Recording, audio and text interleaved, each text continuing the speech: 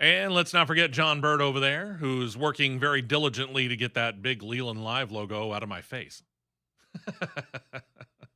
Yeah, it's kind of fun looking. All right. Anyway, hey, welcome into the show. Hope everything is going well. Good morning, Matt. How are you? I'm here. I'm Yeah, making it. I got you. Adjust that. Move that right there. There we go. Okay. Plenty to get to, and that does include actually a race that happened last night. We're going to give you all the details on all of that here in a moment. First things first, as we get into the recap here, it's Mother's Day weekend.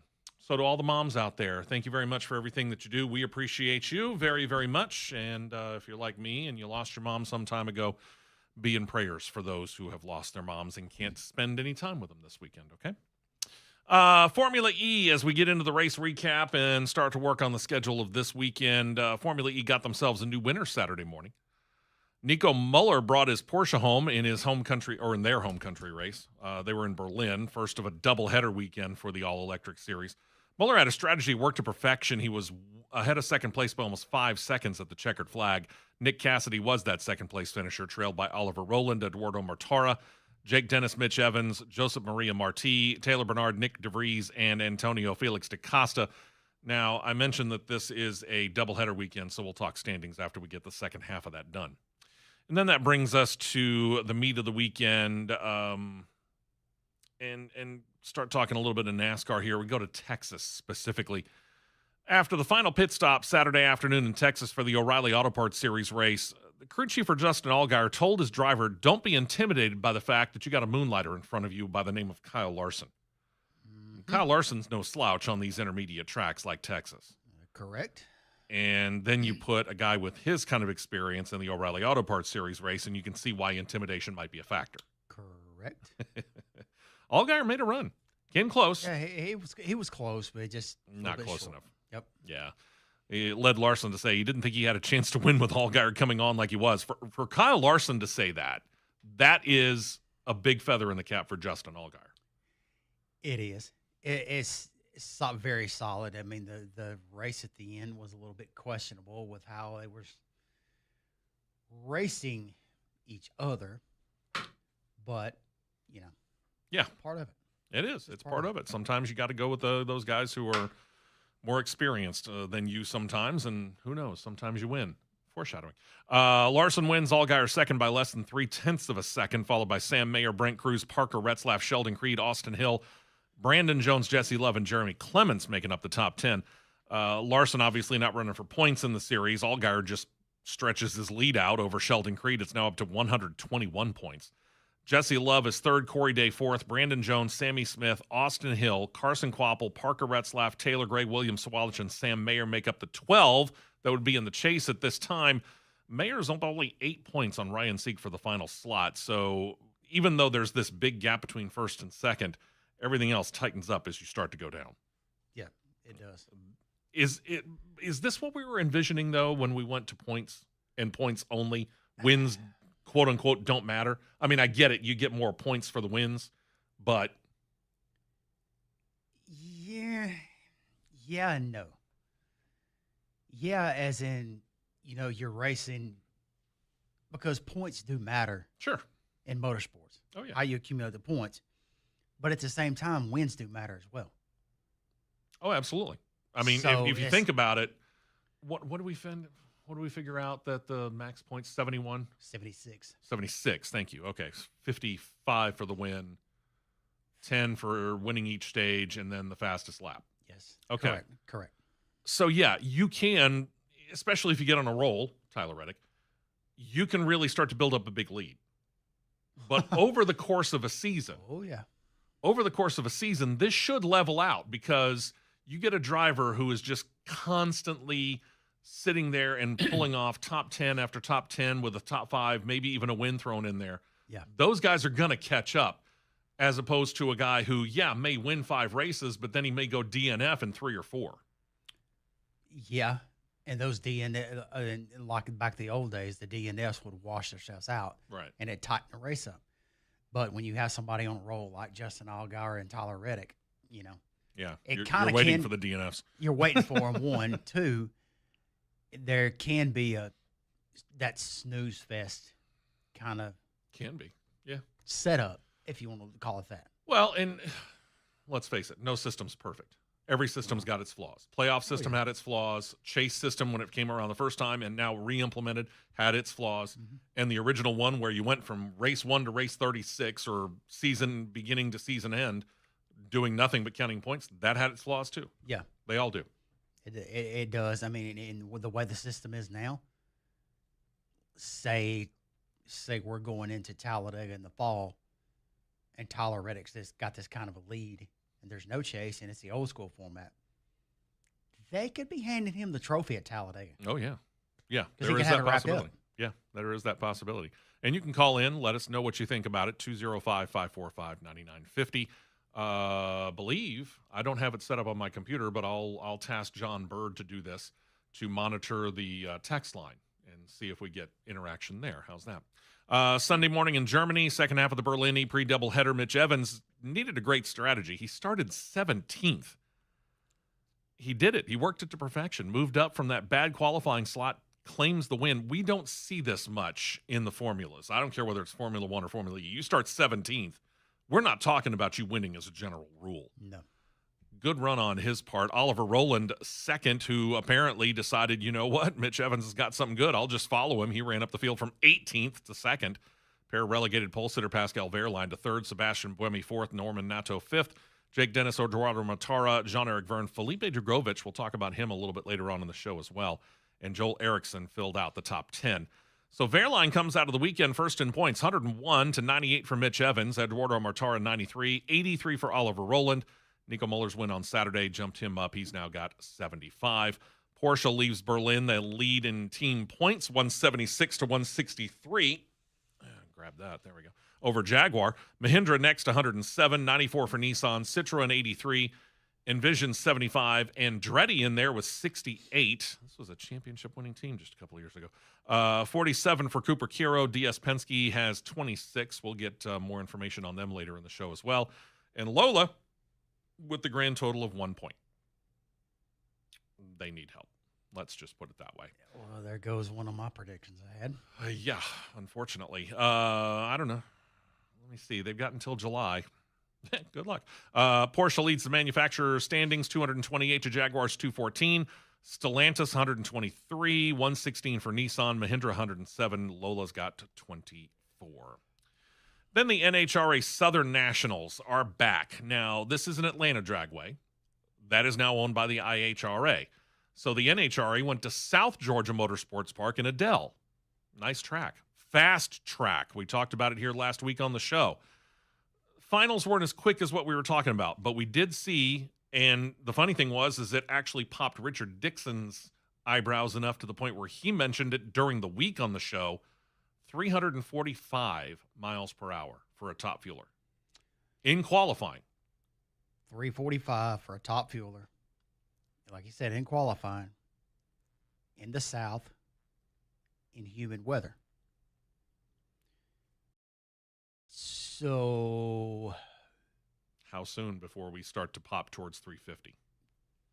You get it a situation where the weather hits perfect and the air is just right. Yeah, I could see 350 before the end of the year. Yeah, and we were thinking, next couple of years, because we talked about this. Beginning of the year? Beginning of the calendar year. I'm not talking about the beginning of the race season. Beginning of the calendar year, we were talking about it, and we were thinking, yeah, we might see 345 by the end of the year. Now we're talking maybe 350 by the end of the year. There were 3 top fuelers that broke 340, and one funny car that was knocking on the door of 340. Yeah, for funny car to be doing that. Good night. Yeah. Well, things calmed down a little bit. When we got to the finals of Top Fuel, Sean Langdon took on Doug Kalitta. Langdon, a little bit quicker reaction time, paid off for him at the other end. He got the win, pulling a 3.808 ET, elapsed time, 333.16 miles per hour, and marks his second win of the year, 24th of his career. In funny car, J.R. Todd taking on Jordan Vandergriff. While Todd was quicker off the light, Vandergriff cruises because Todd lost traction. So Vandergriff gets his first funny car win. Not an overly spectacular run, 4.007 second ET, 314.17.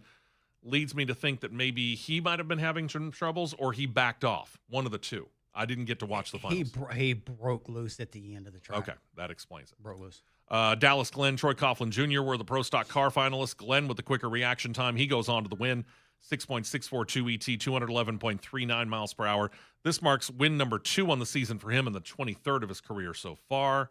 And then we get to Pro Stock Motorcycle, the finalist Richard Gadsden versus Matt Smith. Gadsden gets a jump off the light, but Smith shows big power. He's ahead by the 60-foot mark. He claims the win. 6.724 ET, 202.06 miles per hour on a motorcycle. You got guts, boys. Yep. First win of his for the year, 43rd national event win of his career to date. Mm-hmm. Standings have in Top Fuel, Sean Langdon leading by only 4 over Doug Kalita, then Leah Pruitt, Tony Stewart, Tony Stewart, and Josh Hart. Funny Cars leader, J.R. Todd, he's up 3 on Ron Capps, followed by Matt Hagan, Jordan Vandergriff, and Chad Green. Pro Stock Car, Dallas Glenn's up 76 on Greg Anderson. Matt Hartford, Greg Stanfield, Matt Latino fill out the top 5, and in Pro Stock Motorcycle, points are topped by Matt Smith, then Richard Gadsden, Gage Herrera, Angie Smith, and Clayton Howie. And that brings us to Formula One. Formula One, because of the weather in Miami, they decided to move up the start about an hour. And we didn't get to this last week, but I think it's important to note why. They actually moved it up 3 hours. I thought it was 1 hour. Okay. It was 3. All right. They wanted to beat the rain. And if you've ever tried to go watch a race in Florida, it rains a lot. Yep. But rules, funny enough, in Europe are very different than they are in the United States of America. They are. That they are. For example, they can race in a thunderstorm in Europe. We, on the other hand, can't, because we've got this law that states if you're doing massive crowds like this and there's lightning within a, 8-mile radius? 8 miles. Yep. Everything gets put on hold. Football games, baseball games, races. So they wanted to beat this. And they did. They did a nice job. It started raining sometime shortly after they got done. Mm-hmm. They did get it in when all was said and done. Your pole sitter, Kimi Antonelli, overcame an early burst from Charles Leclerc. He gets the win. In the process, becomes the first driver in F1 history to claim his first 3 wins from his first 3 pole positions. Mercedes has caught steam. That they have. They've caught steam. Antonelli also adds his name to a rather distinctive list. To get 3 wins in a row, he's only the 24th driver to claim 3. Oh gosh, I forget what the exact stat was. Man, now I've lost it. He's only the 24th driver, though, to do what he's done. I'd have to go back and look it up. But it's a very, very small list. And Kimi Antonelli, at the ripe old age of 19? 19. Is really starting to make a name for himself. Good job by Kimi Antonelli. I mean, it's just amazing. Antonelli wins, trailed by the McLarens of Lando Norris and Oscar Piastri. Second Mercedes of George Russell then finishes 4th. Max Verstappen in 5th. Car seemed to be a little bit better for the guys over at Red Bull. I don't know whether this was the slight change in the rules or he just had a better day. It wasn't really so much. I don't think it was so much as a change in the rules. Mm-hmm. It's just they had the car actually dialed in because he was in 3rd for the longest time. And then he stayed out in an extended period and faded a little bit. But until Charles Leclerc absolutely just goofed it up on the last lap, he got back up to – he failed a 6th, got back up to 4th, got passed in one of the last corners, but the other one of the cars went wide, and he was able to shoot back around and get a top 5. There you go. Max Verstappen trailed by Lewis Hamilton, Franco Colapinto, Charles Leclerc, Carlos Sainz, Alex Albon. In points, Antonelli's out front, got 100 points. His teammate Russell second with 80. Charles Leclerc's next at 59, Lando Norris with 51. He and Lewis Hamilton tied at that mark. Mercedes leads the team standings 180 to Ferrari's 110. Ooh. McLaren, the defending champion, is 3rd with 94. They're missing something over there. Red Bull, 30. Speaking of missing something. 23 for Alpine. Haas F1 has 18. 14 for Racing Bulls. Williams got on the board. They've got 5 now. Audi's got 2 in their first year. And the 2 lone scoreless teams, Aston Martin and Cadillac. Those 2 teams yet to claim a championship point. Mm-hmm. I don't know. It's kind of talk about blowing preseason predictions. I thought Cadillac was going to do better than this. I really did. Then we head back to Texas for our final review Cup Series race. After a late race caution, Chase Elliott bested Denny Hamlin to go on and get the win, leaving Denny Hamlin in second. Alex Bowman third, Tyler Reddick fourth, Chris Buescher fifth, then Daniel Suarez, Carson Hocevar, William Byron, Bubba Wallace, and Ryan Blaney make up the top 10 for Texas. In what was, I'm not going to say a boring race, but truth be told, it was kind of a road race. Not really a whole lot of things that just made you sit up on the edge of your seat. I was somewhat surprised. I was too. I was expecting a little more out of this. I was somewhat surprised. Yeah, and I don't know whether it's the characteristics of Texas Motor Speedway. Yeah, I think it's part of that because, you know, and this is the reason I say that because this is the reason I say what I'm going to say, excuse me, because they've done a recent rescan via the iRacing racing simulation. Mm-hmm. And from what it was last year to what it was this year, it's a massive, massive difference in cars being of how they drive. Well, and then you and I have talked about it. This car is really set up very, very well to do very well at these 1.5 mile intermediate tracks. Sure. And that's why I asked the question. Is it Texas? I combined 2 days worth in a cup car and 2 cup races on iRacing. I ran 250 laps at Texas. Mm-hmm. And the cars fade big time. I got you. Big Okay. time. Tyler Reddick still leads points by 109 over Denny Hamlin. Third is Chase Elliott, Ryan Blaney fourth, Chris Buescher fifth. Carson Hocevar, Ty Gibbs, Kyle Larson. The rest of the 16 in the chase at this time are Brad Keselowski, William Byron, Bubba Wallace, Ryan Preece, Christopher Bell, Daniel Suarez, Austin Cindric, and then there's Chase Briscoe, who continues his ping-ponging in and out of the chase. He did good enough and took advantage of Joey Logano just having a horrible day. And Chase Briscoe is now 7 points ahead of Joey Logano for that final chase slot. We'll see where it goes. All right, so this weekend slate we're going to get to right after we take this break. We're a little bit late on that, but that's okay. We're not ridiculously bad on it. And this weekend slate also begins, by the way, with a race that happened yesterday. And we're starting to see some similarities this weekend to what we saw a couple of weekends ago at Talladega. We'll fill you in on exactly what we're talking about as we get this thing really running under its own power right after this break. Thank you for coming in and checking out this morning's edition, the Mother's Day weekend edition of CRN.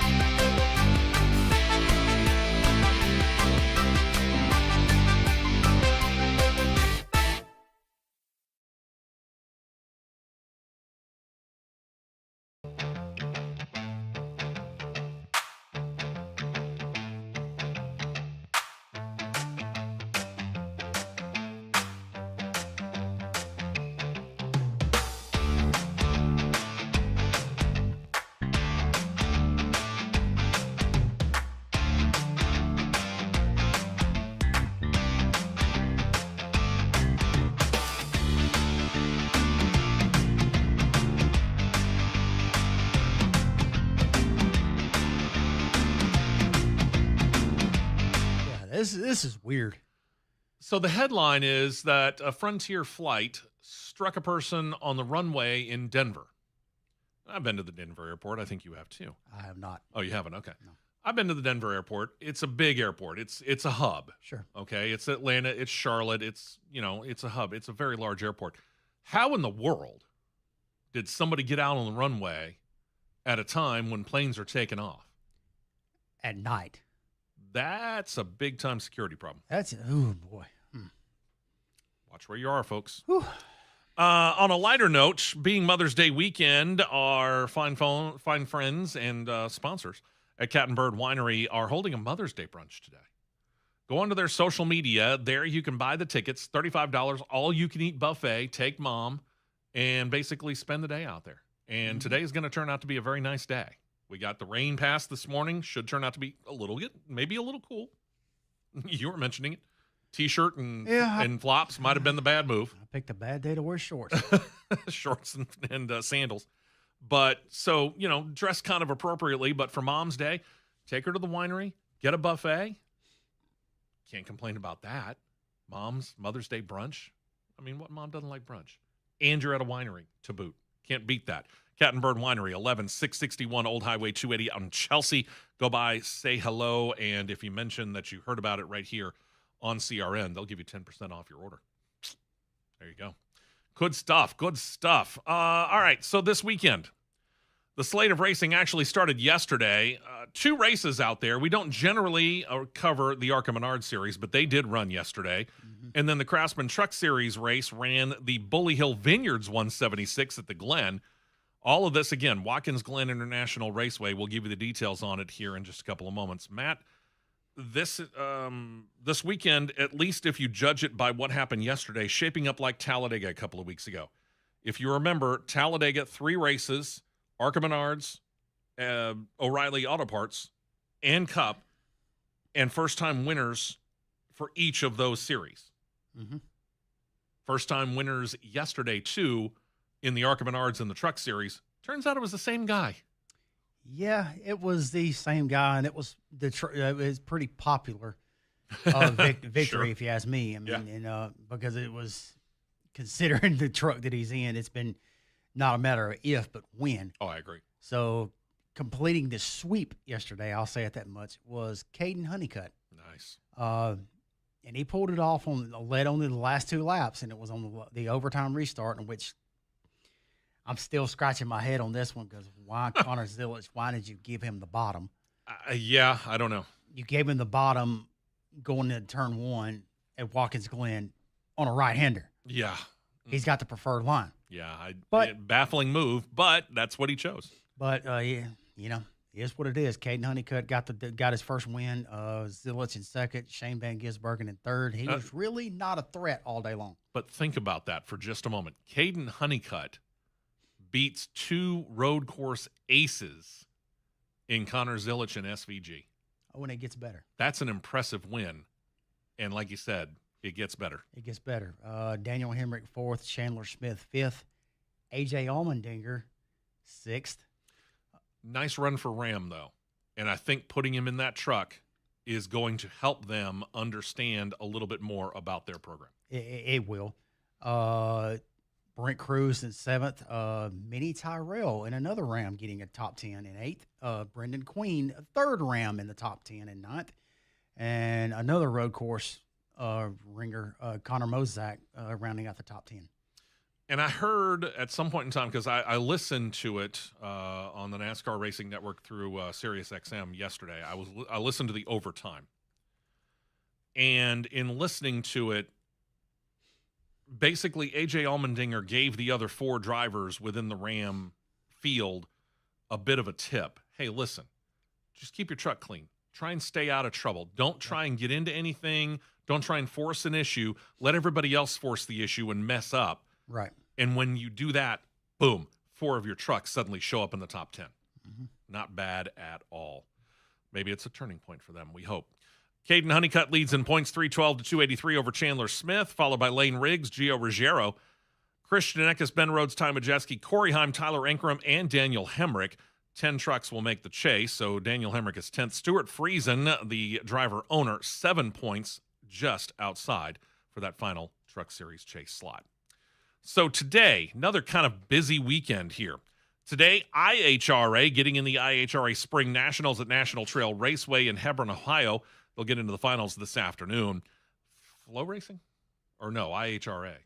Speed Sport TV. Speed Sport TV, thank you. It seems to change on me. It's probably a good thing that it did get moved out of Montgomery today because it is coming in absolute deluge in Montgomery right now. One. Yeah, they'd have a hard time getting it in. I caught a little bit of the qualifying rounds last night and watched it via the IHRA YouTube channel through Speed Sport. The track prep has been absolutely atrocious. Cars cannot hold in either lane in qualifying hardly. Terry Haddock in Funny Car nearly had a disaster happen because as soon as he launched off the line and put the throttle on the ground, car broke loose, hit the outside wall in the right-hand lane, and if he had hit it at a little bit more of an angle, he would have went over the wall with spectators standing right there. Not good. It's not very good. All right. You got something to work on there, guys. O'Reilly Auto Parts Series will then take off, and they'll be racing at Watkins Glen International. This road course, the Mission 200 at the Glen, 2.45 miles long. Technically 7 turns because they consider that bus stop chicane along the backstretch. They're not really considering that as kind of a part of it in some ways. Upstate New York, beautiful place. In the springtime, should be nice, green, and lush. CW has the TV side of it. MRN Radio has the radio side, 4 p.m. Eastern, 3 p.m. Central Time. Sunday's racing slate includes the Cup Series running the Go Bowling at the Glen, same course as the trucks O'Reilly are either ran or will run. 3 p.m. Eastern, 2 p.m. Central Time airs on Fox Sports 1 and MRN Radio. And over on Fox, 4:30 p.m. Eastern, 3:30 p.m. Central Time, Sancio Grand Prix for Indycar. This is the Indianapolis Motor Speedway road course, 2.43 miles long, 14 turns. That'll be heard on IRN Radio as well as seen on Fox. Formula E, Formula One, NHRA, IROC, all off this weekend. In fact, IROC doesn't have anything else scheduled for the year. We'll let you know if that changes. Otherwise, I'll probably drop them off of the idle this weekend because, again, nothing scheduled for the rest of the year. So, yeah, fairly busy weekend here. As noted, this is where we're going to start to get to some pictures. So if you happen to be watching on CRN Live on YouTube, you'll be able to see some things here that'll kind of give you a better idea of what we're talking about. Talking about Watkins Glen International, if you watched the Truck Series race last night, you might have noted and or have been told about some, for lack of a better term, new restrictions. NASCAR starting to implement track limits there like they did for a couple of turns over at COTA, and you and I kind of questioned that when that happened. I got to admit, I'm kind of questioning this as well. But let's get the details, and then we'll chat about it. So the details are, in this case, tire barriers, or tire packs, are being set up through the exit of Turn 1 and also just after Turn 5, that area known as the carousel. And they're basically just trying to keep drivers from getting too far off the main racing surface, which suddenly it's a problem for NASCAR? Now, don't get me wrong. I understand this. Every once in a while, you get a driver that goes way out and they misjudge it, and maybe they hit the corner of the guardrail and it causes them to get wrecked and maybe shoots them out into traffic. Okay, that happens rarely, but it has happened. But has it happened enough to the point where we have to install these tire packs to limit their ability to get around this track? I'll say this. Now, off of the carousel down into Turn 6 on one of the next longest straightaways that got there, I can see it to a degree. Because the last few years, within each of the respective races, and that could be anywhere from ARCA all the way up to Cup, there's been some pretty large crashes off of that carousel corner with people going wide, fading back into the track, and not blending in correctly. One, because there is a lack of spotters on that side of the racetrack. Okay. You see my facial expression on CRN yeah, Live. I do. Secondly, you got that wide area that used to be grass and gravel. Now it's paved, so that's just extra room to be able to get a harder launch and try to get a bigger run. Okay, I can see that side of being able to cut down on those accidents because those accidents have gotten pretty large over there. I have recognized, and a lot of people recognize. But turn one, I don't understand it. It's really not Calamity Corner with people going off wide because you've got an angle. You got spotters right there in one, and you've got some spotters coming up the S's. Mm-hmm. So you've got two sets of eyes on that area right there. So I really don't understand turn one. 5, I can see. But 1, I don't understand. This is that weird situation where you fix a problem and you create another one. Law of unintended consequences, basically. True. I remember back when coming off of turn 1, that was a gravel pit. It was gravel. I remember gravel. I remember it being grass. Yeah. Everything. And at one point in time, Jimmy Johnson, very, very young in his NASCAR career, and I want to say his brakes failed going down the front stretch. 2001. And he tried to turn that wheel real hard, and what he ended up doing was would have been cutting turn 1 short by going through the grass. Yep. But the car just kept going straight, and I mean, it was cooking because, again, he had no brakes. He had no way to stop it. And he went barreling through and shot over and into the tire barrier that is just up against the outside guardrail there. Mm-hmm. So they said they decided, I can't even remember when they decided to do it, but they decided to pave that area coming off of turn 1. I think it was 05 or 06. Okay. So now you don't have a gravel pit to dissuade people from going too far out there. So what do the drivers do? They take advantage of it because you didn't tell them that they couldn't go over the rumble strips and not use that area, so they did. Mm-hmm. So in a lot of ways, we have created this problem on our own. And now you're going to try and fix this by doing this situation in where you're putting tire packs out there. And that first one, by the way, they say is optional. They are going to talk to the drivers after what happened yesterday and doing some practice. And they may decide to get rid of tire pack number 1 coming off of turn 1, or they may decide to keep it. But if somebody loses it and does it in the wrong direction, where's that tire pack going to go? Likely on the racetrack. Back out into traffic. So what's worse, having a tire pack out in traffic or a car out in traffic? When you got cars doing 100 plus miles per hour, I don't think it matters which one's out there. I don't understand why all of a sudden we're trying to be like F1 and put track limits in. Yeah, I don't understand it. These drivers, they make a mistake and they go out too wide and they don't get back into traffic soon enough. Sorry, I kind of agree. These are the consequences of road course racing. Or truth be told, the consequences of racing. Really doesn't matter what the track is. If you are not paying attention to the limits that are already on the track, not the ones that are artificially implemented, but the ones that are just naturally there because of walls and or safer barriers, well, there's the consequences of racing. It's the way that it is. Yep. When we come back, that schedule when it comes to Watkins Glen, we kind of questioned it because it moved us up into the spring. And we looked at it and went, okay, well, it's going to be pretty, but we don't know what the weather's going to be like. Witness right now, we're May 9th in the state of Alabama, and it's 64 degrees outside. What do you think it is in New York? Yeah, it was kind of cold yesterday up there. Yeah. So while we don't have the full schedule yet, we've got a little bit of a glimpse into what the 2027 schedule is going to look like. We'll talk about it next.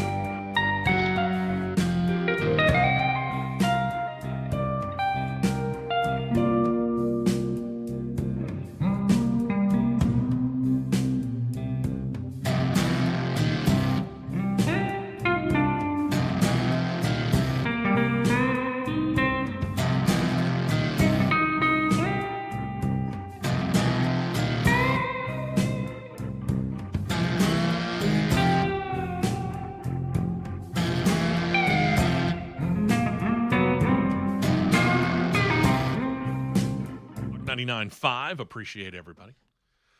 And thank you for checking us out. We do appreciate it. Phone lines are open, 205-545-9950, or you can call, text, pick whichever. Love to have the interaction.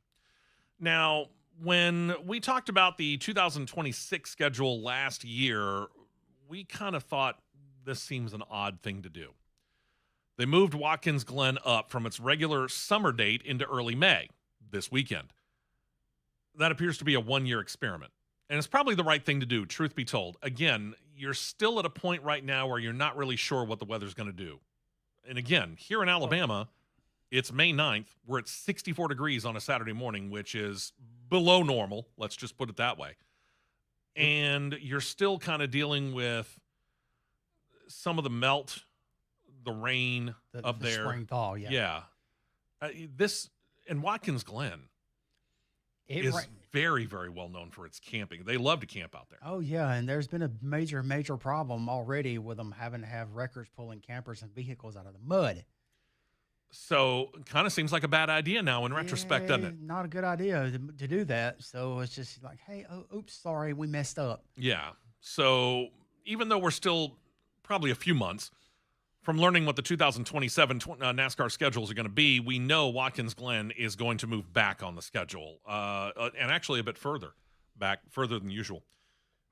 We've been told that for the 2027 season, the road course, Watkins Glen, will move back far enough to become part of the 10-race chase.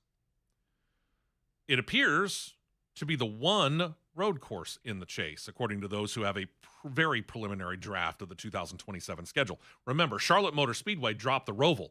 This year, they're not going to race on the Roval during the chase. They're going to race on the actual intermediate oval where they're going to be running the Coca-Cola 600 here in a couple of weeks. So there's actually no road course on the chase schedule this year. And to me, that's a bit of a situation. I'm a noted road course fan, and there are people out there I know who don't love them. But to me, if you're going to race on a road course and an intermediate oval and a super speedway and a short track, and you're going to set up your champion over a 10-race slate, you ought to have a microcosm of what the rest of the schedule looks like. So to me, you need to have one super speedway. We've got it. It's Talladega. You need to have at least one short track. We certainly take care of that. Mm-hmm. Martinsville, obviously, it's the second to last race. We've got a number of the intermediate tracks that are in there. You should have one. I certainly don't think you need more than one in the chase, but I think you should have one road course in the chase. Make the drivers run every kind of style of racetrack that you have at least one time in the chase. Yeah, and you know, instead of being what we call a hybrid road course, it's an actual road course. It's a dedicated road course. And I can live with Watkins Glen being in there. Roval, I just had a hard time buying in there because it's not a dedicated road course. You and I went there, and it put on an interesting show in person, but at the same time, it's just not. It's not. It's definitely not. Yeah, I can't figure out a better way to put that other than it's just not quite what I was looking for. Yep. So as a follow-up, to that Greg Biffle story that we had about his home break-in after the plane crash that killed his family. We talked about it on the show last week. Let's give you some more details here. North Carolina authorities have been busy. They have served more than 40 search warrants, mostly focusing on one married couple who had known the Biffles from the time that Greg used his own helicopter to deliver aid following Hurricane Helene, which devastated the western part of North Carolina and eastern part of Tennessee. Probably remember that from a few years ago. Well, after that initial meeting, his wife reportedly attended the Biffles' Christmas party held at their Mooresville, North Carolina home, and this was just days before the fated plane crash. January 8th was the break-in, according to reports, and it reveals some $30,000 in cash was stolen, maybe more, along with 2 Glock handguns, a good amount of NASCAR memorabilia. Handguns you can kind of pawn and get rid of. NASCAR memorabilia of a certain stature, much more difficult to get rid of. Especially if you're talking about stuff that Greg Biffle's got. This is one-of-a-kind stuff, like trophies. Oh, yeah. I mean, consider most of them now just have winner on the trophy. They don't have the actual driver's name engraved on it like they used to in the old days. Mm-hmm. But, yeah, that would be absolutely hard to get rid of. especially if they stole any fire suits or helmets or anything. Ooh, yeah. You're gonna know a sponsor. What are you doing with Greg Biffle's helmet? Mm-hmm. It's not Biffle's helmet. Yeah, it is. A Subway and Ford. That's Greg Biffle. Uh-huh. Checking surveillance video from inside the home from the security company, authorities state that a person, identified as a woman, was familiar with the home's layout, spent several hours the night of January 7th into the morning of January 8th in the home. Further investigative action shows that a cell phone and other devices that belong to the couple, who, by the way, have yet to be identified, on the Biffle property at the time, when only administrators of the estate were legally allowed on the property, but none were present at that time. In addition, North Carolina has license plate readers. Beware going through the Tar Heel state, ladies and gentlemen. North Carolina license plate readers showed that the couple's pickup near the home that night. John Bird, by the way, is giving thumbs up to that because he knows. He's been there. Authorities are also investigating some bank fraud and Venmo attempted fraud related to the Biffle estate. At this time, the couple do not appear to be suspects in relation to that. That will go to that email that we were talking about last week where the person emailed him after the plane crash and the confirmed death of Biffle, his family, and the pilots. Yep. And sent an email to the Biffle email that said, "Heard you're dead, rest in hell." Classy. I don't care if you hate that person with a passion. I don't care what they did to you or what you did to them. That's something you don't say. You don't do that. No. That's just unbelievable. Yep. It's pretty bad. So we'll keep up with this. And on a slightly better note, Mark Martin sat down with a noted journalist named Mark Bones Boursier, worked on his autobiography. It's almost ready. So Mark Martin fans, be prepared. It's a rather lengthy book. 544-page book to be entitled Mark Martin Never Lift. It's going to hit stores in August. It's released by Octane Press. Pre-orders are available now on places like Amazon or probably your favorite book retailer, whatever that might be. This probably will be a very fascinating book when you consider Mark Martin, and he's not as blunt, let me put it that way, as a Kyle Busch or a Denny Hamlin, who's got a podcast. But Mark Martin is no shrinking violet. If he has a strong feeling about something, he'll let you know. Yeah, it is on pre-order on Amazon. Okay. And that is, by the way, to the best of my knowledge, what you see on CRN Live, the actual book cover, as it will look when it hits store shelves. Mm-hmm. So this could actually be a very fascinating book. I think it'd be a lot of fun to read about. Yep. All right, let's switch gears here. Let's get into what arguably, I'll put it this way, is the biggest story of the week. And it's something that we talked about on Cross Flags on the podcast. We talked about it much more in depth than what we're going to do here in the limited time that we got left in the hour. But I think it's worth revisiting here. FIA President Mohammed Ben Sulayem wants the return of the V8 engine to Formula One. I'll Cheers. start. I'll start. Cheers right to here. that. Love it. Currently, Formula One's using the twin-turbo V6 hybrid power unit. They've been using it since 2013. Before that, we've seen V12s, V8s, V10s, all of those with no turbos, no hybrids.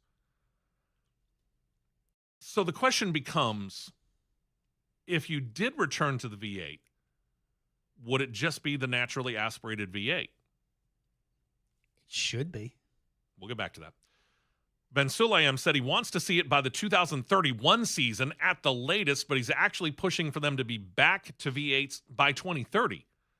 As it turns out, Mercedes, the current leader in the Constructors' Cup standings, they're actually behind this as well. They like this idea. But it also wasn't long before there was a little bit of pushback. Mercedes boss Toto Wolff at first had praise for the idea and said, quote, "From a Mercedes standpoint, we're open to new engine regulations." After last Sunday's race, he added this, quote, "We love V8s. It has only great memories, and from our perspective, it's a pure Mercedes engine. It revs high." How important is that, by the way? Why would he mention revving high? High revs mean more horsepower. Okay. A lot more horsepower. And think about it. These guys are pushing 1,000 right now. Mm-hmm. Then Toto Wolff turned around and played devil's advocate and looked at the other side of it. How do we give it enough energy from the battery side not to lose connection to the real world?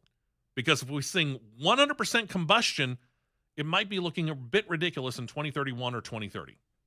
Really?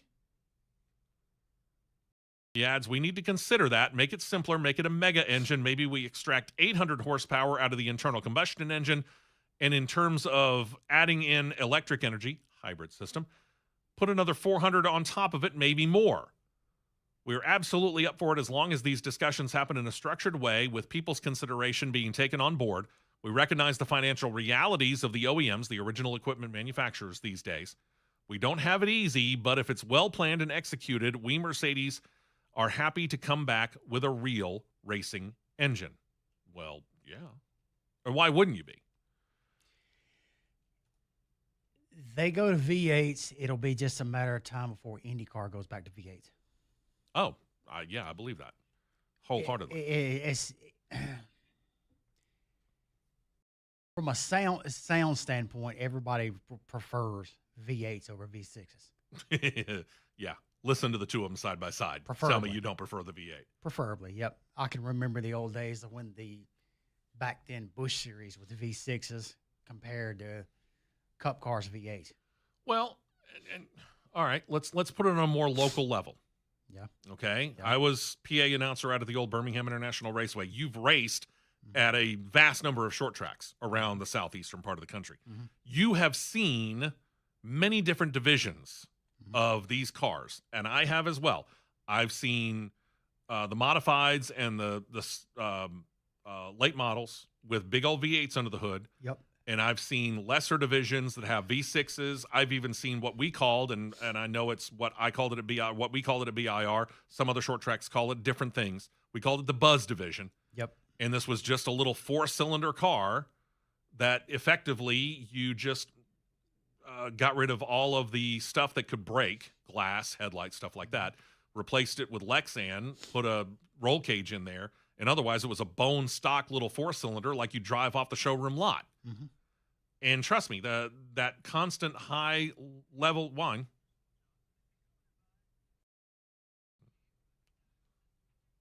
Guess we're going to break. We'll be back.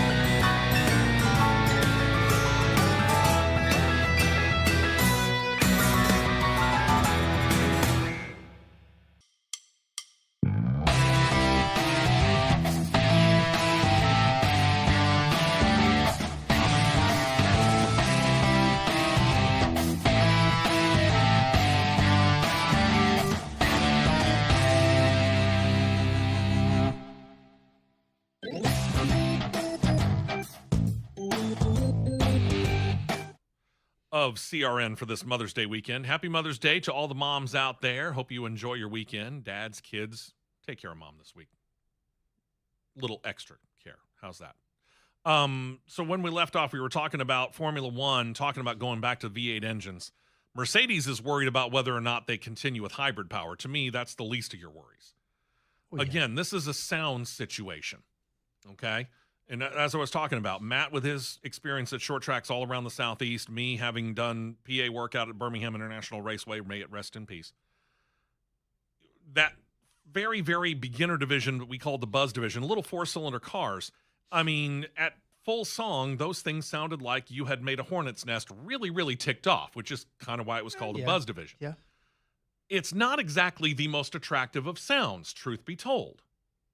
No. In some cases, if some drivers, whether it be asphalt or dirt, if they cut the headers off, cut the exhaust off at a certain point, it can be downright deafening. Sure.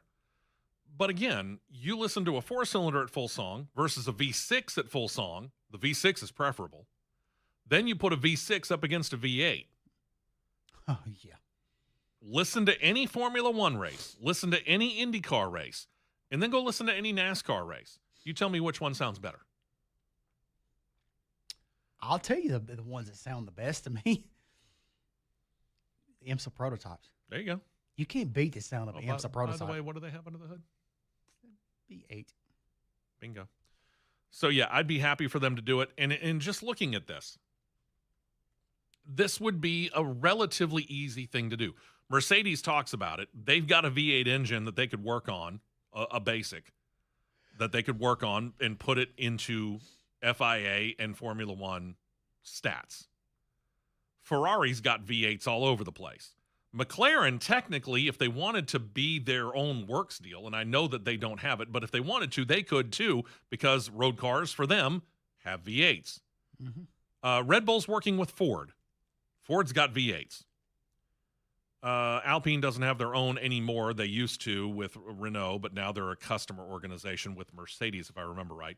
Haas F1's working with Ferrari, so that's, again, we've already addressed that. Racing Bulls, we talked about their sister company. They are a Ford company. Williams, Mercedes, Audi. They got V8s within the Volkswagen family that they put under the Audi banner. So that's not a problem. Mm-hmm. Aston Martin is your one problem. Cadillac, let me go ahead and mention Cadillac real quick. Cadillac's under the GM banner. I think there's a V8 or two there. Yeah, there's a few. Aston Martin is your one problem. And I put that in with the rabbit ears comment situation there. Because of Honda. It's Honda. Honda doesn't currently build a V8.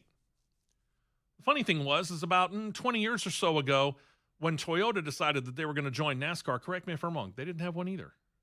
No, they developed one for the car side. Now, they had one for the Tundra. They had a V8 base for the Tundra. Okay. But for the car side, they had to develop it. I said this on Cross Flags the other day.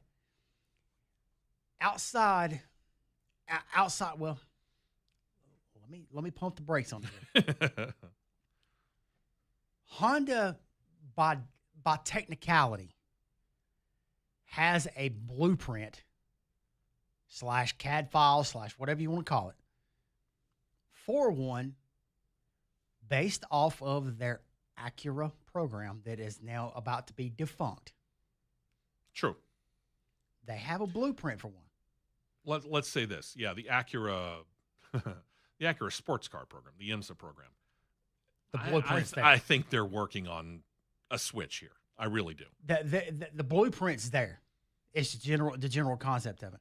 But from AMG Mercedes, Scuderia Ferrari, Ford, GM, Audi, I'll even throw McLaren in there.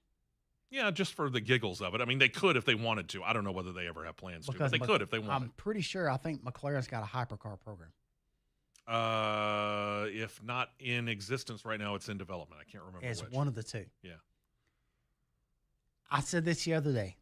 If Formula One and the FIA was to pull the trigger and say that on March the 11th, you are clear for development for a V8 V8 engine program for Formula One. The resources are everywhere within Detroit, Silverstone, Germany, Italy, France, wherever there is a headquartered base at for each respective Formula One team. Milton Keynes and where Red Bull's at. Okay. I would bet, and the old classics say it, I would bet the farm that by November, there are enough resources from equipment to personnel in each program that a naturally aspirated V8 Formula One engine for each respective engine manufacturer, can be completed and done. You cannot tell me that it will take 4 years to develop one. You can't. I would find that hard. Because I know how fast you can build an engine. Yeah. And all you really need is the specs. Currently, like I said, V6 twin turbo. We know the parameters of this V6 twin turbo that they use in Formula One. It's 1.6 liters. If the teams know this is the displacement of your V8, you have the base V8, you work on the specs, and you build the block. The way Haas, and it's going to sound like a sponsor plug here, but I'm going to call it. The way the Haas CNC machines are, because they're the only people that make CNC machines in the world. The way they are, punch in a few numbers to a computer, to that machinery, block is getting cut.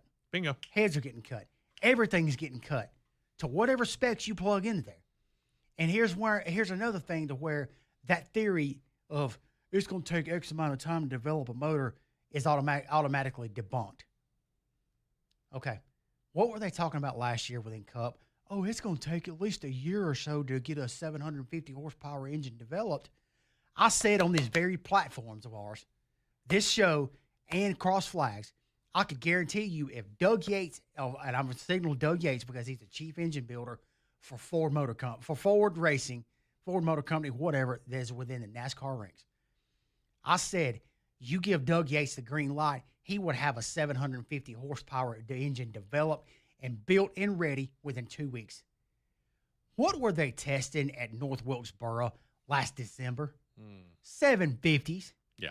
Toyota, Chevrolet, and Ford had a 750 built. Ready to go. Debunked. Don't tell me that it takes, X amount of years. Hogwash. Yeah. Complete hogwash. So go for it. Let's go back to V8s. Hybrid, no hybrid, don't care. Go back to the V8. It sounds better. To the Cup Series here, where NASCAR handed down a penalty to Cup Series driver Ryan Preece last Tuesday.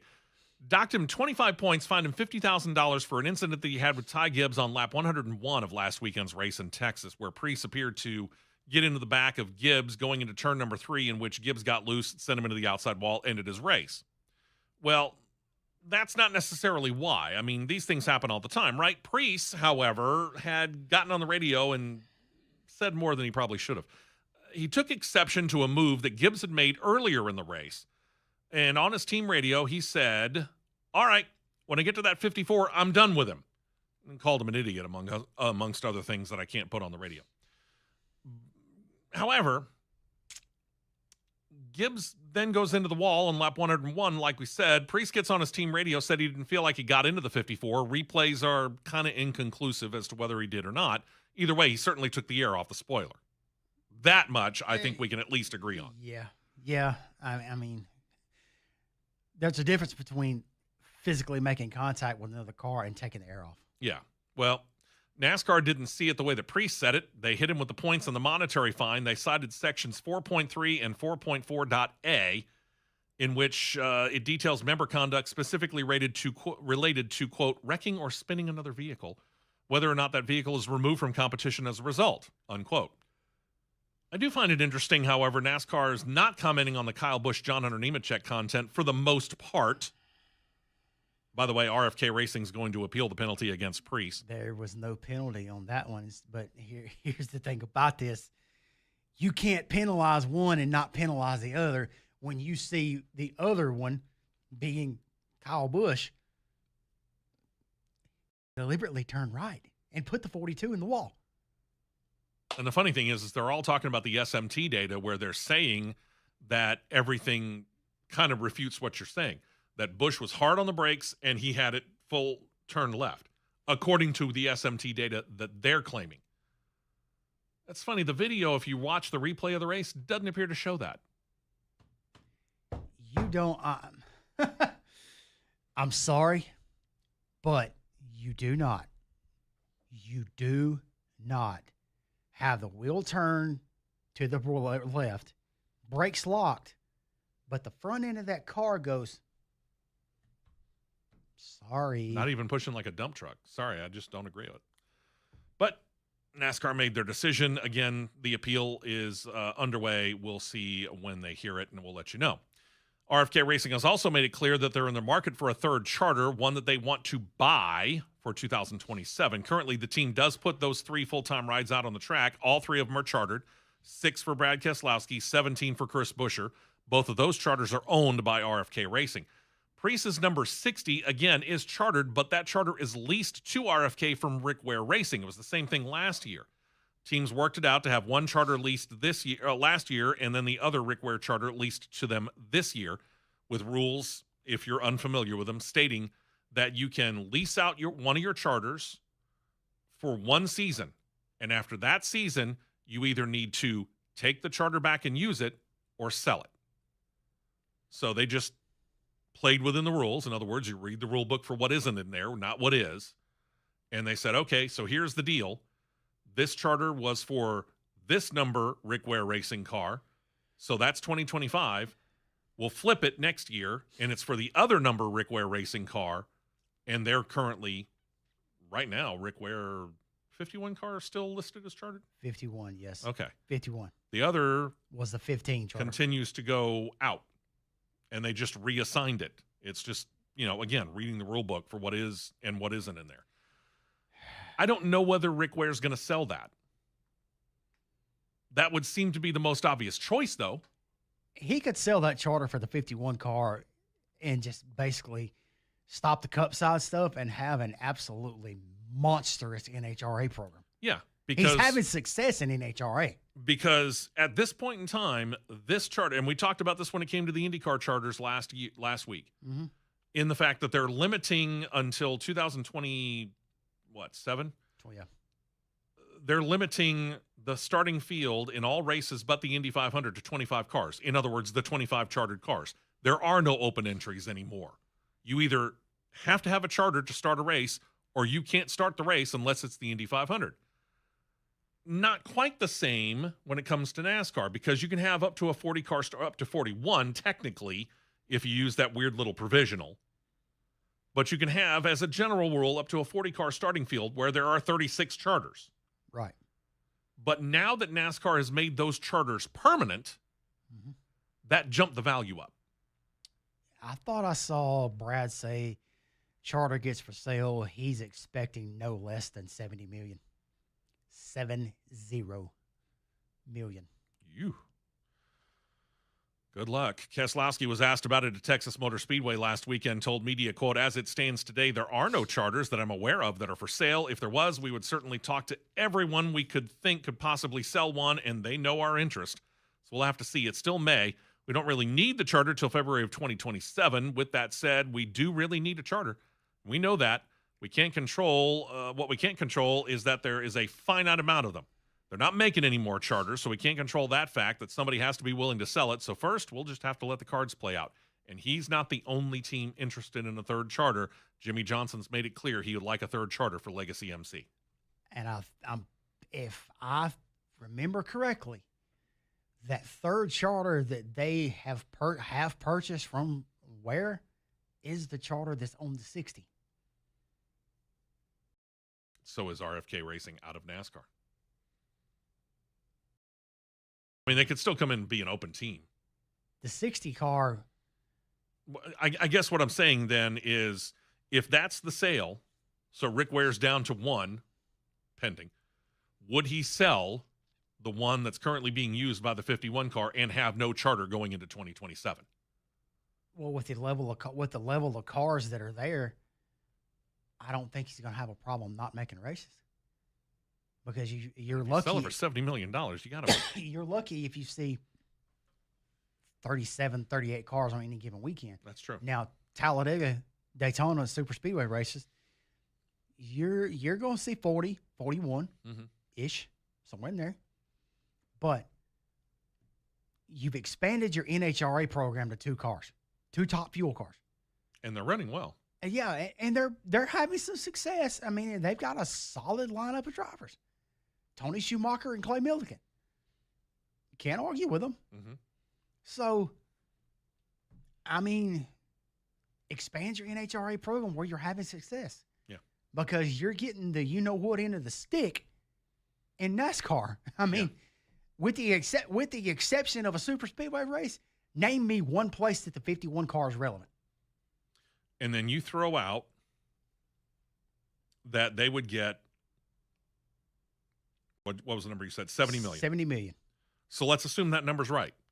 You get $70 million.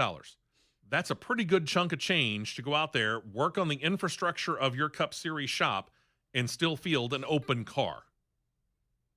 And make fair money. I don't know. We'll see. Time will tell. Meanwhile, RFK Racing's got themselves a little bit more money coming in because, assuming anybody's willing to sell that charter, they can at least use some Modelo money to go get it. RFK has signed Modelo. They are now the official cerveza of RFK Racing. Who knew that that was a thing? As such, they'll be a primary sponsor at Watkins Glen this weekend. How long that deal is for or whether the brand's going to appear on the hood of any of the RFK cars in the future wasn't noted. I would presume so. I mean, if they're the official cerveza of RFK, the official beer of RFK Racing, one would think they'd be on the hood more than once and on more than one car. And this is a deceptively good-looking car. I thought so too. Yeah, the navy and gold and white. Yeah, looks really good. When producer John brings it up on CRN Live on YouTube, take a good close look at it because it's a sharp-looking car. Meanwhile, Ryan Blaney not going anywhere anytime soon. He and Team Penske came to terms on a long-term deal, going to keep him in the number 12 Ford for several more years. Details not revealed, but it's said to be a multi-year deal. There's a shock. The signing of Menards as the primary sponsor got aligned with the Blaney deal. The funny thing is that he was appearing on, I think, a weekly appearance for the morning drive on Sirius XM satellite radio NASCAR channel. Mm-hmm. Was that Tuesday morning, I think? Yes. He got to break his own news. They timed the interview perfectly. He got to break his own news of his own contract extension on that appearance. Nicely done. Nothing wrong with that at all. I'm looking, by the way, at a YouTube feed that's a few seconds behind most of others, and I just got another look at the Modelo car. I'm sorry, it's a good-looking car. It just is. It's a good-looking car. Let's see what else is going on. How about the fan vote for the All-Star race rolling on? NASCAR's revealed the top 10 vote getters as of Tuesday, anyway. Top 10 got revealed, and they do this all the time. They do it in alphabetical order, so you can't tell who the actual leader is. It's just these are the people that are vying for it. By the way, these are the drivers that will compete in the All-Star Open, attempting to make the actual race. Winner moves on. Second place move on? Am I right, too? The winner and second place of the All-Star race move on, plus the All-Star Open, yeah, and then the fan vote. So you got 3. So if they don't drive their way in, then the top fan vote getter will go in. And right now it is between these 10 drivers: AJ Allmendinger, Alex Bowman, that's an interesting one, Chris Buescher, Noah Gragson, who is on a 3-year winning streak on the All-Star Open vote, Eric Jones, Michael McDowell, Ryan Preece, Ricky Stenhouse Jr., Daniel Suarez, and Connor Zilisch.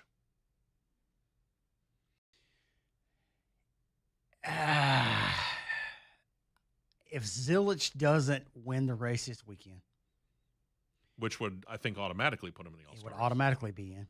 Okay. It's between, I'm going to say my final 4 out of that would be Allmendinger, Suarez, Gragson, and Zilisch. Okay.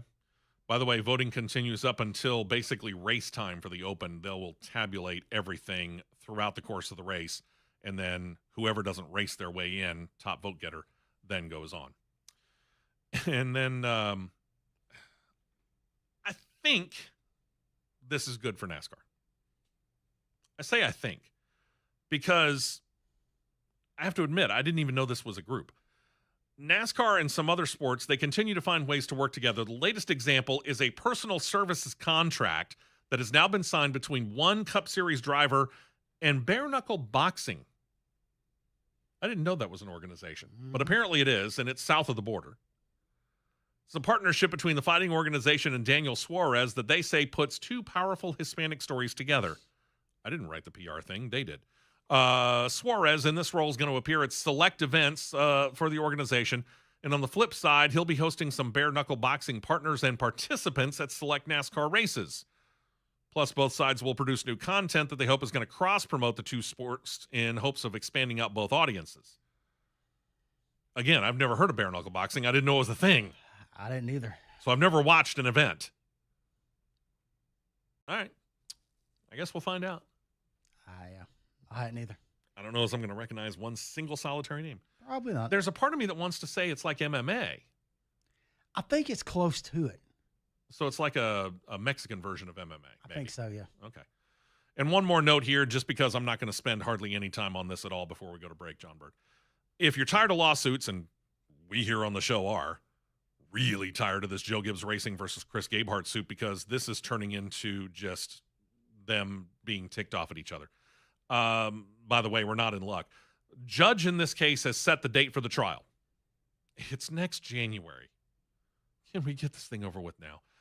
By the way, this does split the difference. Joe Gibbs Racing requested a date of November, but Gabehart's defense team wanted a further out timeline. They were requesting next May.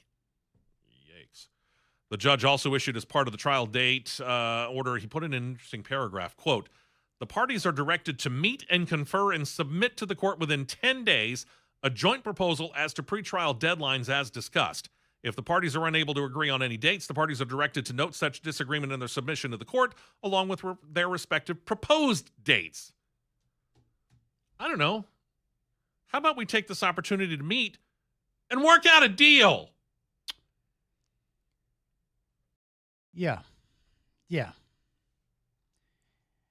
I mean, it's this is just taking on a he said, she said kind of deal. Yeah. Gibbs is thinking Spire's about to do this and take over their thunder. And, the Spire's success is because of Gabehart being over there.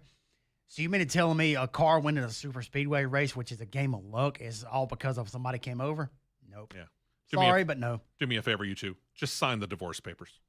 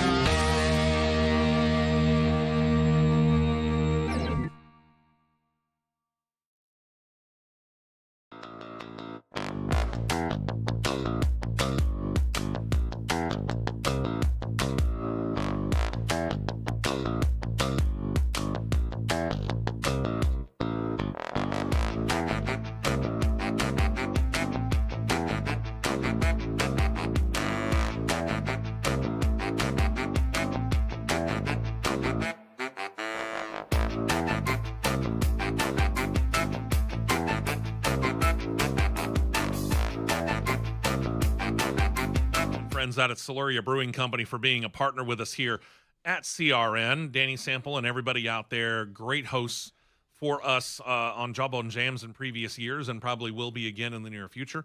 I get to be down there each and every Friday night hosting a music trivia game, 7 o'clock on Friday evening. It's a lot of fun if you ever get the chance to do that. They got regular trivia on Tuesday nights. They're even open on Sunday afternoons sometimes. And the best way, truth be told, to know what's going on any particular night is to just follow them on like Facebook or X, and they'll let you know, especially on those Sundays, because sometimes are listed as sometimes that they're open. Just kind of depends on how much work they got done or what might need to be done. And if they just happen to be there, they'll like, yeah, let's open up the doors and, serve some people. So, yeah, make sure that you're following Siluria Brewing Company on social media. That way, again, you can check out when they're open on Sundays if you have a hankering to go out and check it out. And they got a lot of great local craft brews. They also do some wines. They do some hard ciders. And they've usually got something really good sports-wise on TV as well. So go and check them out.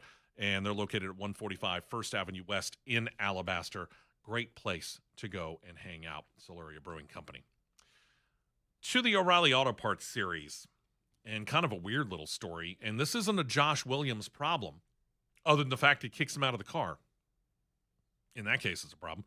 Josh Williams not going to be driving that number 92 DGM Motorsports Chevrolet this weekend at Watkins Glen, and according to the team, it, again, has nothing to do with what Williams either has or has not done. It's a sponsor problem. Williams, who has qualified for each and every race this year in the O'Reilly Auto Parts Series, but missed the races at COTA and Phoenix due to a problem, lack of speed, basically. He sits 28th in points. He's attempted to qualify, I should say, for every race this year. Missed COTA and Phoenix. Team stated that the problem is, quote, a newly onboarded partner failing to meet its contractual obligations. In other words, they didn't pay. And basically it forces them to switch drivers to somebody who had a check in hand. Yeah, pretty much. What this means is they're going to put in a driver by the name of Alex Gwinnett, I assume that's how you pronounce it, into the car. He'll bring sponsorship from a software company. 30-year-old Canadian native has seen 7 starts in the O'Reilly Auto Parts Series to his credit, but none since 2023. He's a regular in the NASCAR Canada Series, so it's not like he's a stock car novice. But again, he's got limited experience in the O'Reilly Auto Parts Series itself. But he's at Watkins Glen. I would imagine he probably has some experience there. He's a solid road course racer. Very solid. Mario Goslin, who's the DGM team owner, said this week, quote, this is an incredible opportunity for Alex. Terribly difficult situation for our team. Business aside, Josh is like a son to me, and I hate that we cannot keep him in the seat this weekend. Came into the season with strong commitments that we believed were going to elevate our program and position our team for success. But those don't come to fruition. When those don't come to fruition, tough decisions have to be made in order to protect the future of our program and ensure its long-term stability. Added that Williams' contract actually is not affected. He's expected to run the vast majority of the races remaining on the 2026 schedule, and I guess it just depends on the unnamed sponsor that they decided not to call out, probably because, hey, you didn't pay your bill, so we're not going to give you free publicity by any stretch. Yep. I can't blame them for that. No, you can't. All right. Well, I hate it for Josh. Yeah. Because he's the one that gets hurt really in this. He does. So I hate it for him. He does. You want to talk about a personality. Josh Williams. If you've not had the chance to look up Josh Williams and his personality, you're missing out. You're missing out. He's fun. All right. So to the truck series here where McAnally Hilgeman Racing debuted their driver development truck yesterday at Watkins Glen. Tony Breidinger was behind the wheel of the number 20 Chevrolet Silverado. Celsius as the sponsor. And she DNQ'd. Supposed to be. The truck is going to feature several drivers at different tracks throughout the course of the season. Breidinger's supposed to get back in the truck when we get the series back to Phoenix later on in this year. Past this weekend, McAnally Hilgeman Racing's number 20 truck is going to feature a series of drivers, not the least of which Arca Menard Series West regular Mason Massey. He'll debut in the truck series at Richmond with the assistance of sponsor Mongoose Power Solutions. It's planned to be Massey's first race of a number through the end of the year, but his schedule hasn't been revealed in detail. Are these the only 2 drivers right now that NHR has listed? Okay. For this truck right now. So we only know of 4 races, including yesterday, which again, as you mentioned, was a DNQ. She didn't qualify for the race. One would think if you're doing a driver development truck, you'd want it out there more. Yeah. Here's my issue with this. you had Realm that put Natalie Decker in the 22. Mm-hmm. You got McAnally Hilgeman that put Bridinger in the 20. McAnally Hilgeman truck is on paper. Word it this way, on paper. I see where you're going with this. Significantly quicker than a Realm truck. Yeah, it should be. Significantly quicker. Yeah, on paper, it should be a significantly better truck. But why are, and with you having Celsius as a sizable sponsor. Oh, yeah, I'm sure they paid a pretty good penny for that. You have a sizable sponsor on a fifth truck at a road course with a driver that a road course is not their strongest suit. Yeah, why? That's a bit of a problem. Why? But in turn, Natalie Decker was parked before the end of the first stage for not meeting minimum speed. Why? Tony Bridinger, I have a harder time explaining. Again, I get it. She's not, road course racing isn't her strength. Why would you put her in a truck at a place where arguably she's going to be at her weakest? I would have put that truck on the track next week at Dover versus here. Yeah. It probably would have actually suited her better. It would have. Okay. Natalie Decker is somebody who baffles me. And congratulations on starting the family. Love it. Think it's great. Where are your priorities? And I ask this question very, very pointedly because she insists she wants to make a career out of racing in NASCAR at the top levels, one of the top 4, if we include the ARCA Menard series, of NASCAR. But every time we talk about Natalie Decker, she's at the back of the pack. Sooner or later, that has to come bite you in the butt, meaning eventually you get pulled out of the ride because you're not performing. There is an attraction, and I get it. There is an attraction to having a female driver behind the wheel of a top-level NASCAR race car. I understand that. Yeah. But in the end, the bottom line is this. How are you performing? I don't care what color your skin is.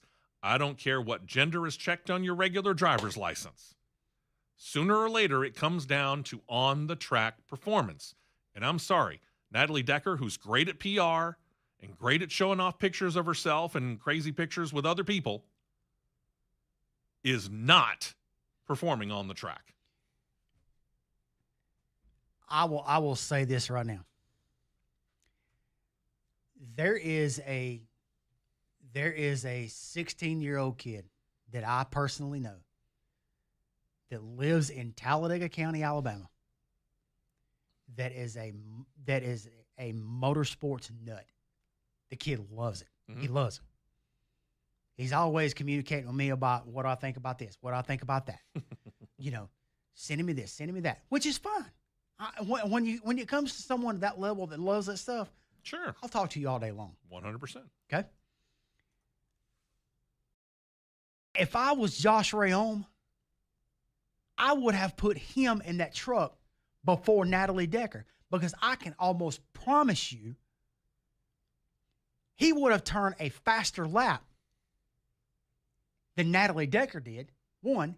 2, he would not have lost the lap by lap 7. Oh, dang. She was a lap down by lap 7.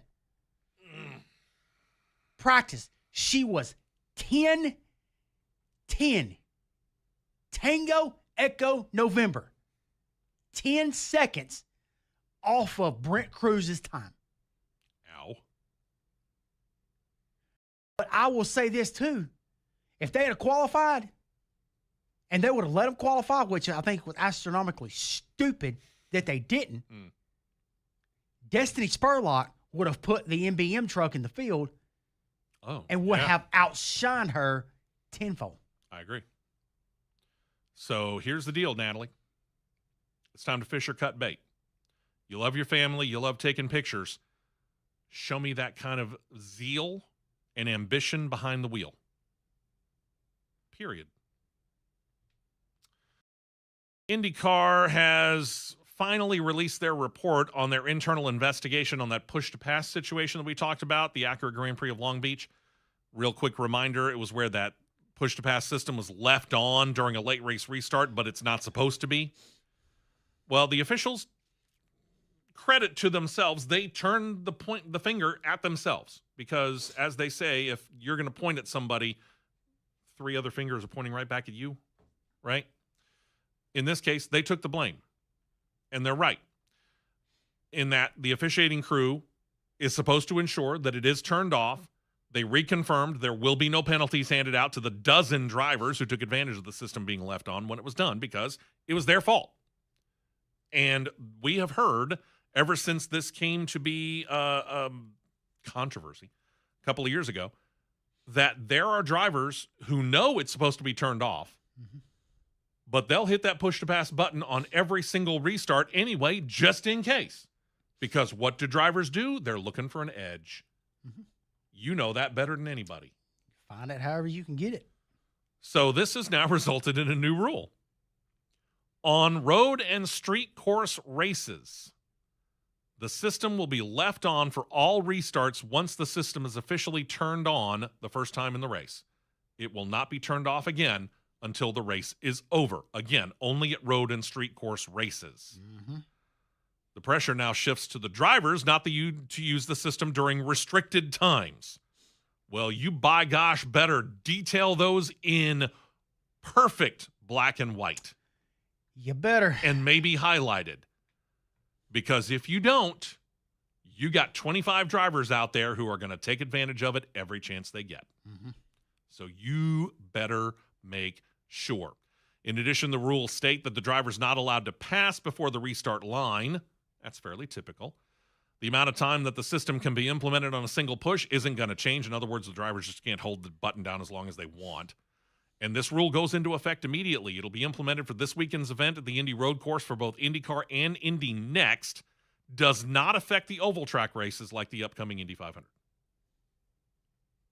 So in other words, the officials now have to remember, once again, turn the system off, turn it back on, if push-to-pass is available because at some oval tracks it's not. It's too short. Yep. I want to say Indy 500 does because of the long straight. No? No. Okay. So there you go. Let's go ahead and take our final break here, John Bird. When we come back, if you're looking forward to the Indy 500, even if you don't watch any other IndyCar race throughout the course of the year, most people, if you're going to watch one, it'll be the Indy 500. It's Memorial Day weekend.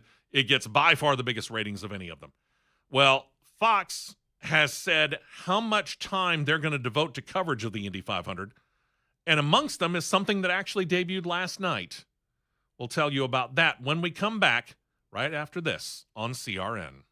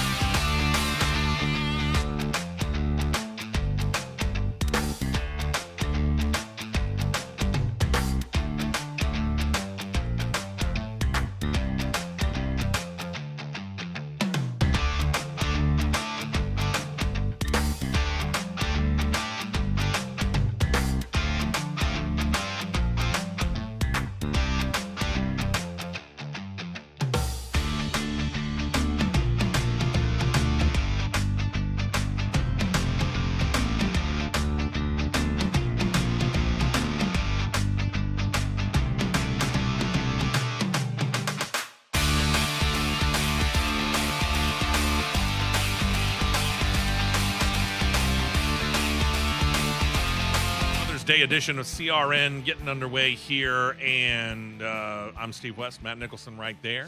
We are on the flagship radio station, Talk 99.5, with John Bird as our producer. We're also on CRN Live on YouTube and Talk 99.5 on YouTube as well, Real Talk 99.5. So we're basically as many places as we can possibly get on this Mother's Day. Happy Mother's Day to all the moms out there and to all the dads and the kids and everybody else. Take care, Mom, please. Yep. It is Indy 500 month, as the month of May always is, and Fox Sports has decided that they're going to devote some 60 hours of programming in all to Indy 500 coverage. That's a pretty good amount. It's not bad. Not bad at all. Fox Sports 1, as part of that month full of coverage about IndyCar leading up to the 110th, I think, running of the famed race. New documentary on the life of Indy 500 winner Bobby Rahal. Documentary produced by Chassis Media is entitled Bobby Rahal, True American Racer. First aired last night after the Truck Series race. Will air more as the month goes along, as Rahal's win in the world's famous event happened some 40 years ago this year. The project, according to director and editor Travis Long, has been some 4 years in the making, started back in 2022. It's been edited for Fox Sports 1, mostly to concentrate on his IndyCar career. However, a longer version is set to come out later this year that will go through his entire racing career. You said you watched the Truck Series race yesterday afternoon and then stuck around, watched this edition, the IndyCar concentrated part of the documentary. Yes. And? I won't spoil it for anybody else that wants to watch it, but it was very good. Okay. They did a very good job on it. For people who are not necessarily IndyCar fans, can they find something in this that they're going to be fascinated with? I think so. Okay. I think they can. I mean, in the end, Bobby Rahal is a racer's racer. He's one of those guys, Right. If I remember his story correctly, he's not exactly born into it with a silver spoon or a silver gear shift, if you want to put it that way, in his mouth. Oh, yeah. That's a good way to put it. He had to work his way up through this and bust his butt to do it. He did, and he did it the right way. So there you go. That'd be that.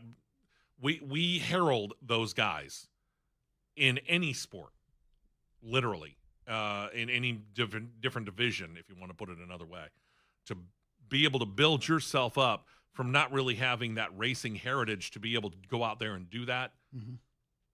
That's a cool story. Yeah, it is. I look Very forward cool. to checking it out. Very cool. And then we go to Formula E, and we've kind of accrued actually quite a bit of Formula E news here. So we're going to kind of get into it here. A couple of weeks ago, Formula E CEO Jeff Dodds got to talking to the media about the Gen 4 series of cars that are set to make their on-track debut in competition next season. They're about to start testing. Most of the teams have unveiled their cars already. It doesn't make any sense to show you the pictures because, truth be told, they don't look radically different from the Gen 3 cars. There's a slight difference, but not much. Next generation of the race car is going to be a little bit bigger, maybe more importantly, more powerful than any previous generation.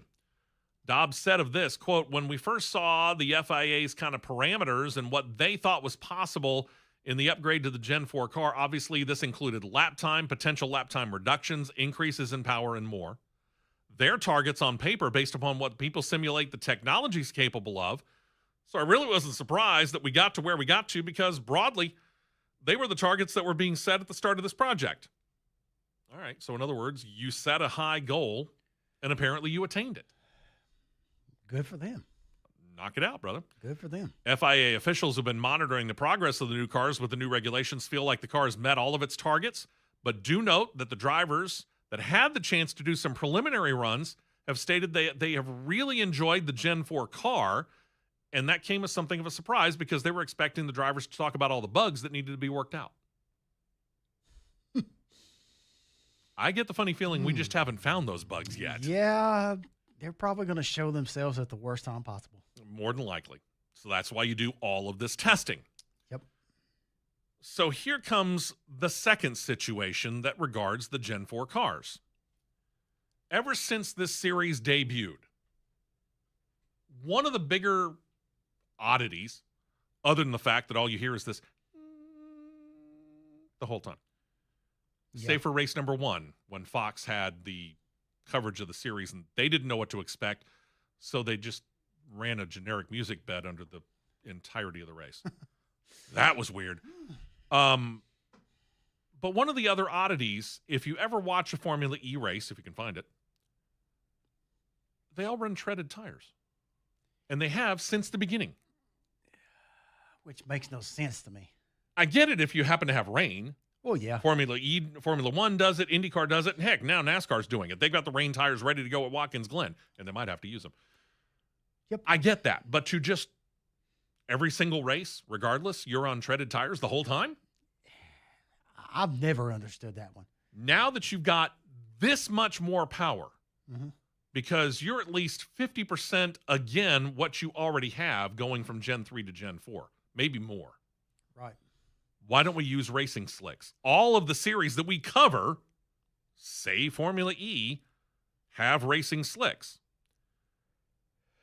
And now, as time has started to roll on, more and more drivers are kind of asking the same question that we've been asking for 10 years of Formula E.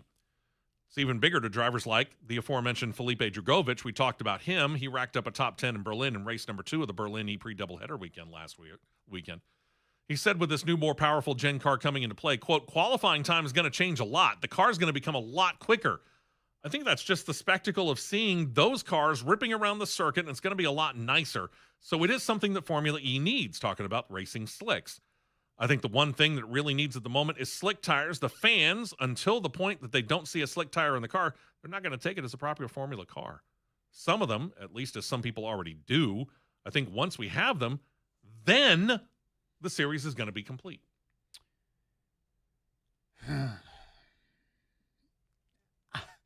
I don't take it as a proper There you go. proper Formula car because it doesn't have an internal combustion engine. It runs off a giant Duracell. Okay.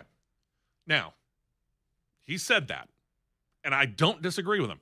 So why are we covering this series? Well, 10 years ago, when this got to be talking about, we got to talking about it initially, and we were like, oh, this ought to be an interesting thing. So we followed it as a curiosity, thinking, can it really last? Surprise, surprise, it has. Yeah. And the FIA recognizes it as an official World Championship Series. So, yeah, I do understand it, and there's a market all around the world for electric cars, and if you're into it, knock yourself out. But right now, you're looking at a market share between 25 and 33%, give or take, depending on where you are in the world. That's probably the limit, truth be told, for purchasing an electric car. Mm-hmm.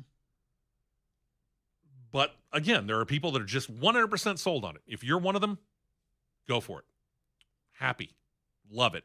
And it's part of the reason why we cover this as well, because it is a major racing series as recognized by the FIA. But again, if you're going to put this much power on the track, go back and watch.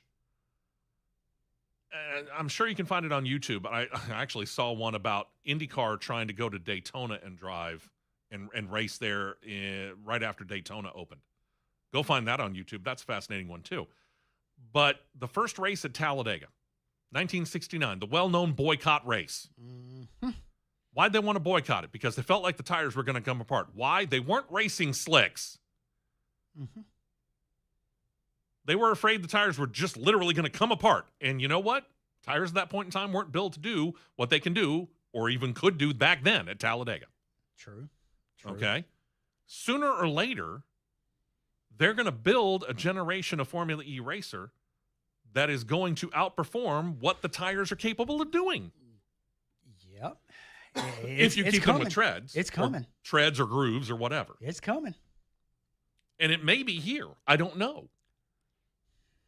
Right now, they're running Hankook tires. I think they change with the Gen 4 car to another tire provider. There's a part of me that wants to say it might be BF Goodrich, which, by the way, is a parent company of Firestone. No, that's Bridgestone. I'm sorry. Bridgestone. Okay, so they are going to Bridgestone. So effectively, Firestone will have both the IndyCar Series and Formula E. Mm-hmm. If I'm Bridgestone, I'm contacting Formula E and saying, hey, listen, why don't we just go ahead and put some slicks on here? Might as well. I mean, might as well. Why not? You're building up this power to that extent. Just do it. Mitch Evans, who has been with Jaguar since the 2016 season, but after a decade, these two are going to split. Evans and Jaguar, very successful relationship. 15 wins, 36 podium finishes, 10 pole positions. Usually finds himself in title contention. All that comes to an end after this season's done. Ian James, Jaguar, his team principal said this, quote, both Mitch and the team have reached a decision together. Oh, is that how that goes? It's the mutual leave or get fired sort of thing. Yeah. Evans added, quote, I'm grateful to Jaguar for the opportunity to race such an iconic brand and will be giving my all to win the Drivers' World Championship this season. No word on what either Evans or Jaguar has planned for the 2026-2027 season. But I do know one seat at least that's going to come open. Lucas Degrassi's. Degrassi has been in Formula E since its inception back in 2014. He was actually the first driver to commit to the series and is one of the most successful ones in their relatively short history. In his time in the series, he has 13 wins, 41 podium finishes, 4 pole positions. He's accumulated the most championship points of any driver in the Formula E history at 1,077. He also won the 2016-2017 season championship. But this season will be his last one in the series. He announced his retirement pens at the end of this year, released a statement said in part, quote, after a lifetime dedicated to racing, 2026 will mark my final season as a professional racing driver and the beginning of a new chapter. What that chapter might be, don't know. Degrassi hasn't said yet. I imagine we'll find out at some point in time not too long from now. Mm-hmm. As far as that 2016-2017 title, the man that Degrassi battled for that title, Sebastian Buemi, is the only other driver to have been in the series since its beginning. But he doesn't appear ready to move on just yet. He was recently asked about his future. He replied he liked the look of the Gen 4 cars that he's seen, looks forward to driving them. He's also in the beginnings of a multi-year deal with Envision Virgin Racing, what used to be Envision Virgin, now just Envision. So I guess Buemi's going to be around for at least a couple more years. Yeah. So, again, this leaves this Jaguar seat open. Mitch Evans, anybody? Well, I can go get my passport out. Or you could do that. Yeah. And then there's one of the American teams. We talked about Andretti Global now. They're kind of languishing in the middle of the pack in Formula E standings right now. Then there's DS Penske. And this team has undergone changes over the course of time. And it's about to undergo another one. DS Penske Racing is set to soldier on, even though DS Automobiles, which is a largely European brand, just to let you know, they're leaving the series altogether. Seems the Penske Racing team's not only willing to go at themselves, beginning with the Gen 4 era, they're going to become a full works team like it was back when it was Dragon Racing when the series debuted back in 2014.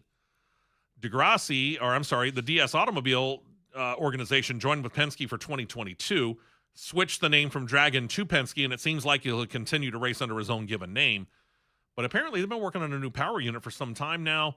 Likely would have gone into action whether or not DS left the team or stayed, according to Jay. I don't think that's a bad move. No.